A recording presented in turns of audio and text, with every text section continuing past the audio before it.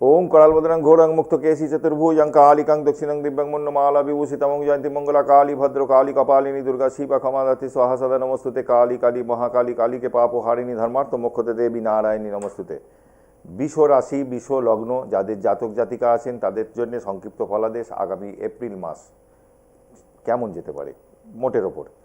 তা বিশ্বর যা পজিশন এই মুহূর্তে বিষ রাশি সাপেক্ষে বা লগ্ন সাপেক্ষে সেকেন্ড হাউসে বৃহস্পতি বসে আছে মার্গী অবস্থায়, আর আপনাদের বিশের 11th হাউসে শনি রাহু শনি রবি এবং শুক্র বসে রয়েছে। 11th হাউসে শনি থেকে সেই শনি কিন্তু লগ্নে বা রাশিতে দৃষ্টি দিচ্ছে, মানসিক যন্ত্রণা কিছু থাকবে, পায়ে চোটাঘাত পেতে পারেন, এটা একটু মাথায় রাখতে হবে। আর বিশের এই মুহূর্তে ইনকাম হবে, একদম যে বন্ধ হয়ে গেছিলো সেই জায়গাটা কিছুটা কিছু আপনারা পাচ্ছেন এবং চাকরি নতুন হওয়ার কিন্তু একটা যোগ রয়েছে বিষ রাশির জাতক জাতিকাদের জন্যে।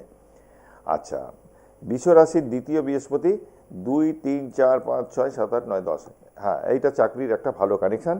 বিষ সাপেক্ষে সপ্তম অষ্টম নবম দশম 10th হাউস, সেখানে কিন্তু রাহু মঙ্গল বুধ বসে রয়েছে। কর্মক্ষেত্রে কিন্তু যাদের একটু সমস্যা আছে, মানে গুপ্ত শত্রু থাকে কর্মক্ষেত্রে অনেক সময়, যারা সব সময় কনস্পিরেসি করে, কর্মক্ষেত্রে কিন্তু একটু চোখ কান খোলা রেখে চলতে হবে, ঠিক আছে।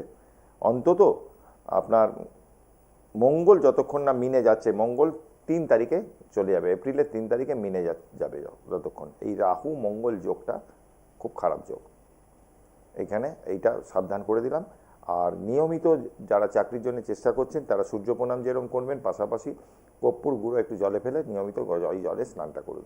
ভালো থাকবেন, জয় মা তারা, জয় জয় তারা।